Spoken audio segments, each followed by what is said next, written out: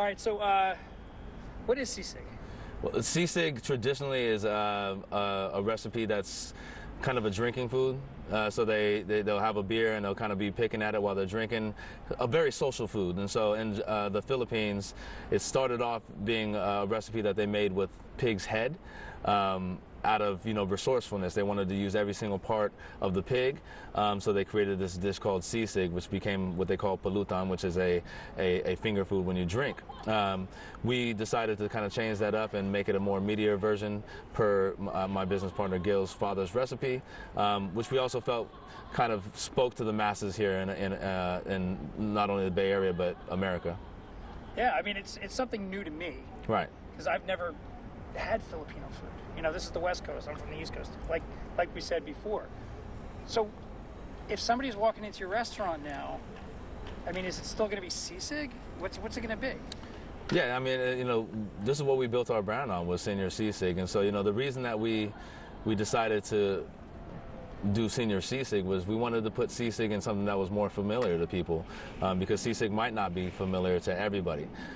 So putting it in a burrito form, people are less intimidated to try what is sisig. I don't know what sisig is. Let me give it a shot.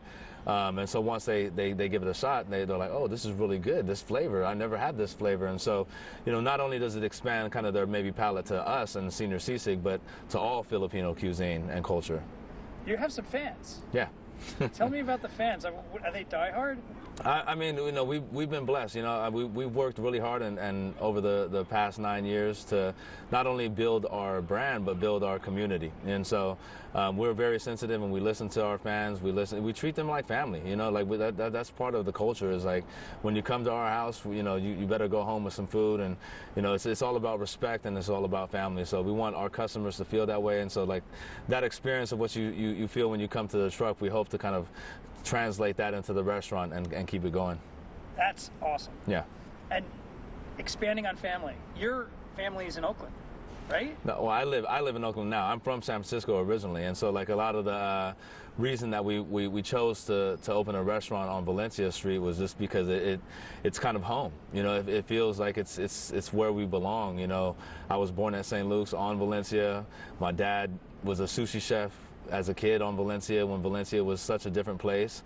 But Valencia just kind of, it speaks. There's a spot in our heart, not only for Valencia but the whole mission. And so to be able to put our first brick and mortar there, it's an honor. You've come full circle. Yeah, full circle, exactly. So your dad was a sushi chef? Yeah, he was a sushi chef, yeah. On Valencia, do you know the name of the restaurant? Weeby Sushi. It was called Weeby Sushi. It's still there. I think there's 2 Weeby Sushis on Valencia, and he worked there for a few years. He opened a sushi restaurant on Valencia Market, like off of Valencia Market, called Nori Sushi, which is now called Sushi Zone as well. So, we have ties to that area that go back to the 80s. And so, hopefully we can continue to the next generation. Yeah, dude, that's awesome. Yeah. I mean, what do they think? What does your family think about opening up? I mean, my daughter's 6 years old and she's pumped. She's like, if once you open your restaurant, can you get me a seat and reserve me a seat and bring me a burrito? And I'm like, you got it, girl. So, I know Jesse asked you again, but what can people expect beyond burritos?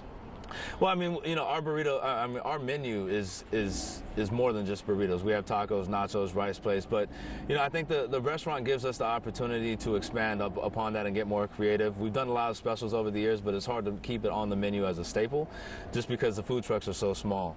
And so the restaurant will give us the opportunity to continue to be creative, and then, we'll listen to the people. If they're like, you need to keep this on the menu every day, we'll put it on the menu every day, right? And so, like I said, it's a family. We listen to our family, and you want it once in a while, you get it once in a while. You want it every morning, you get it every morning. Very cool. Yeah. And so you told me sisig is a food that you eat with beer? Right. Are you going to have a liquor license? Yeah, we're applying for a Type 41 liquor license.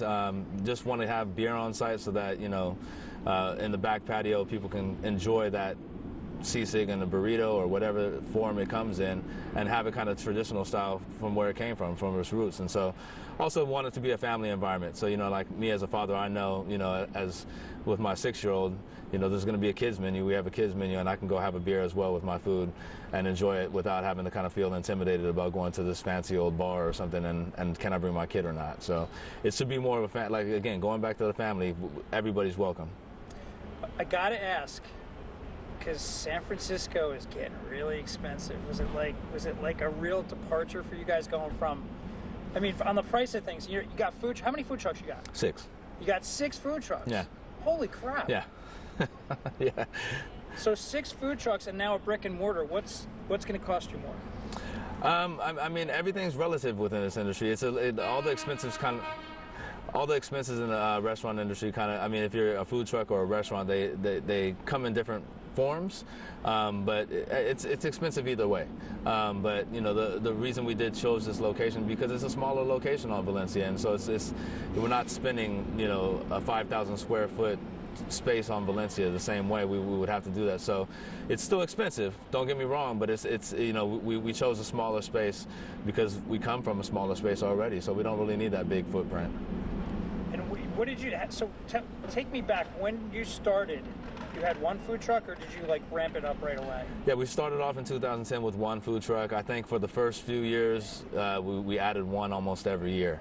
And then over the last few years, we added on 1 or 2, every other year, right? And so it's been an involvement. We have 6 trucks. We operate about 5 a day, just so that we can remain consistent because these trucks need maintenance. And so, when one goes down, we put the 6th one in, and nobody knows that we're having an issue with the truck or not. So we have 6 trucks, but we operate about 5 a day. Okay, I got to ask, are there any people like celebrities or people in San Francisco that everyone knows and you're like, holy shit, I'm serving so-and-so? Yeah, we've had former a lot of sports players. We were at the Yard for a year, so a lot of Giants would come down. We had a lot of Warriors, former Warriors players. A lot of folks live in Alameda as well. So we were in Alameda every Saturday, and they come to the truck. So a lot of Raiders, So we've had movie stars, but it's always kind of just random. It's random. Yeah. You ever have a photo with one of them? No selfies? Nothing famous? No. We post them on Instagram. Okay. When it happens. But we don't get too starstruck. It's like I said, family's family, right? So whether you're a celebrity or you're a stranger I've never met, we kind of try to treat you the same way. Look into your crystal ball. Yeah. What do you see next for Senor Sisig? We've always, we don't shut any doors, we're always looking to what's next. And so, like I said, we've been looking at restaurants as an option for years. Not until it felt right did we make that move. And I think the next move will follow the same path of just following our gut. Maybe put one in Oakland, like you said before? Yeah. I live in Oakland now, so I think Oakland will probably be the next space that we look at to expand into. Cool. Yeah. Dude, you did it. Cool. Thank you.